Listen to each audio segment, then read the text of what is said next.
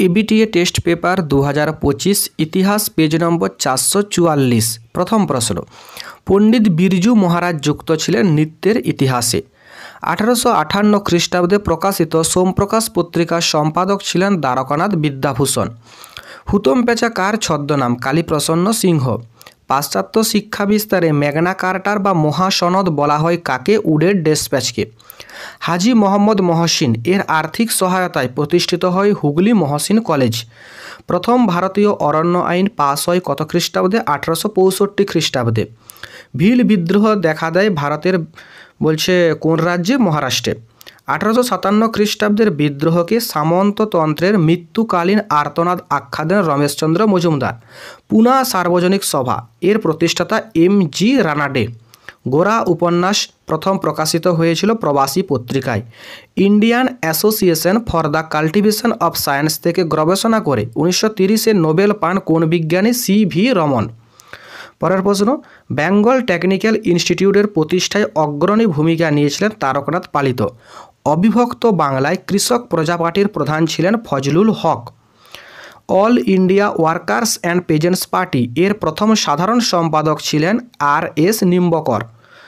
তেভাগা আন্দোলনে চাষিদের মূল দাবি ছিল উৎপন্ন ফসলের 3/2 অংশ। অহিংস অসহযোগ আন্দোলনকালে নারী কর্ম মন্দির প্রতিষ্ঠা করেন উর্মিলা দেবী।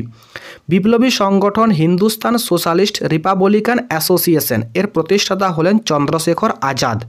ভাইকম সত্যাগ্রহ শুরু হয় কার নেতৃত্বে? নারায়ণ গুরু। নিজামের অত্যাচারী বাহিনী কী নামে পরিচিত ছিল? রাজাকার বাহিনী। রাজ্য পুনর্গঠন আইন অনুসারে ভারতকে কয়টি রাজ্যে ভাগ করা হয়? 16টি। এরপরে চলে যায় 2 দাগের প্রশ্নে। ভারতের প্রথম চলচ্চিত্রের নাম কি? ভারতের প্রথম চলচ্চিত্র রাজা হরিশ্চন্দ্র। এশিয়াটিক সোসাইটি কে প্রতিষ্ঠা করেন? এশিয়াটিক সোসাইটি প্রতিষ্ঠা করেছিলেন উইলিয়াম জোন্স 1784 খ্রিস্টাব্দে। কেসকোগ্রাফ যন্ত্রের আবিষ্কারক কে?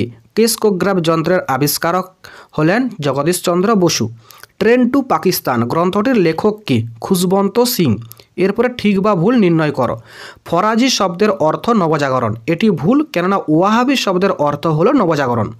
অ্যালান অক্টোভিয়ান হিউম হলেন জাতীয় কংগ্রেসের প্রতিষ্ঠাতা, এটি ঠিক। স্বামী সহজানন্দ হলেন সর্বভারতীয় কৃষক আন্দোলনের নেতা, এটিও ঠিক। বিপ্লবী বিনয় বসু দিল্লি আইনসভায় বোমা নিক্ষেপ করেন, এটি ভুল।